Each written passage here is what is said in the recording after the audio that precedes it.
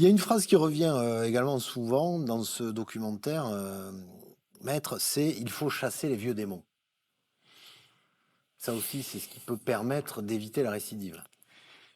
Et oui, il y a un travail psychologique, hein, un travail intime, personnel, à réaliser par chacun. Après, il y a quand même une question de responsabilité collective qu'on doit poser. Est-ce que notre société a véritablement envie d'aider des personnes à se réinsérer ou considère que ce n'est qu'à eux de faire le travail seuls? Et veut-elle donner les moyens? En donner suffisamment parce qu'effectivement, il y a de belles initiatives qui sont réalisées, il faut les saluer, elles sont essentielles, mais sans doute de manière insuffisante, et puis aussi en raison du nombre de surpopulation carcérale, on se demande si chacun des détenus peut véritablement en bénéficier. Donc finalement, c'est une véritable volonté politique. Et la question qui se pose, c'est qu'est-ce qu'on fait du budget de la justice, qui est déjà le parent pauvre des budgets de l'État. Alors, à l'intérieur du budget de la justice, la réinsertion, est-ce qu'on la finance? Ou est-ce qu'on préfère financer de nouvelles prisons? Aujourd'hui, le choix de l'État, c'est de financer de nouvelles prisons. Ça coûte plus cher.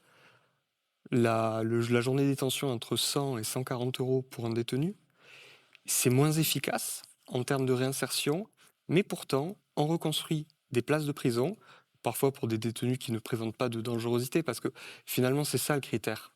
Il y a une dimension punitive, mais il y a aussi une dimension de protection de la société. Mais quand on est sur des détenus en capacité d'être réinsérés, il faut réinvestir dans l'humain, dans le temps, dans l'accompagnement, vous le disiez tout à l'heure, dans la réparation aussi parfois de problématiques psychologiques, médicales, et puis aider à la personne à avoir de véritables clés de réinsertion. Parce qu'on parle du travail qui permet le logement, mais quel bailleur va faire confiance à une personne qui n'a pas de stabilité professionnelle, qui n'a pas de stabilité sociale? Finalement, ce que fera cette personne, c'est qu'elle retrouvera, vous en parliez tout à l'heure, ces vieux démons. Si elle n'est pas accompagnée, c'est évident.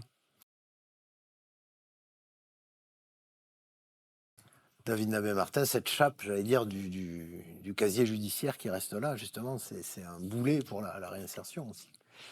Alors effectivement, c'est compliqué, surtout que certains bulletins peuvent être accessibles aux employeurs. Évidemment, une juridiction aura toujours accès à la totalité du parcours judiciaire, devra être attentive à ne pas prendre en considération des faits très anciens, mais un employeur pourra le consulter. Donc nous, en tant qu'avocats, parfois, on formule des demandes d'effacement auprès du procureur de la République qu'on va justifier par une situation professionnelle, un parcours personnel, pour essayer justement d'aider concrètement une personne à se présenter comme neuve dans le cadre de sa nouvelle activité.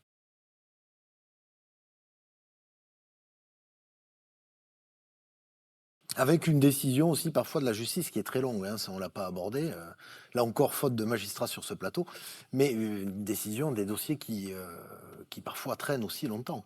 Oui, et derrière, il y a surtout une question de moyens, en termes d'accompagnement dans la réinsertion, de célérité de la justice, voire parfois de qualité. Euh, Sans moyens, c'est difficile. Et on pense évidemment aux magistrats qui se retrouvent avec des procédures extrêmement lourdes, extrêmement nombreuses, qui les empêchent souvent en pratique de faire aussi du bon travail. Des hommes qui redoutent le regard que la société porte sur eux, est-il dit dans le film. La vraie question, est-ce que c'est pas finalement, est-ce que la société est prête à réhabiliter ceux qu'elle a punis, David Nabet-Martin? C'est effectivement, au-delà d'une question de moyens qui est importante, c'est une question de volonté. Est-ce que on va arriver à accepter une personne qui a commis certains crimes graves, certains délits qui finalement, aux yeux du tout venant, vont le rendre différent?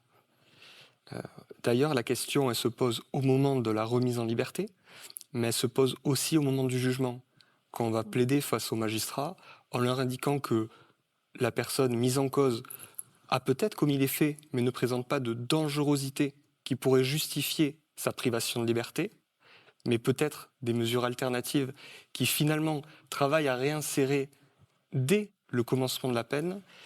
Et là encore, on est souvent confronté à des décisions finalement de mise en détention, peut-être de facilité, en tout cas d'exclusion.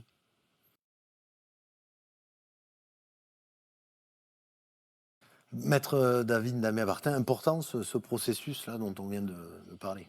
Ah, c'est crucial. C'est crucial parce que il permet de recréer des liens.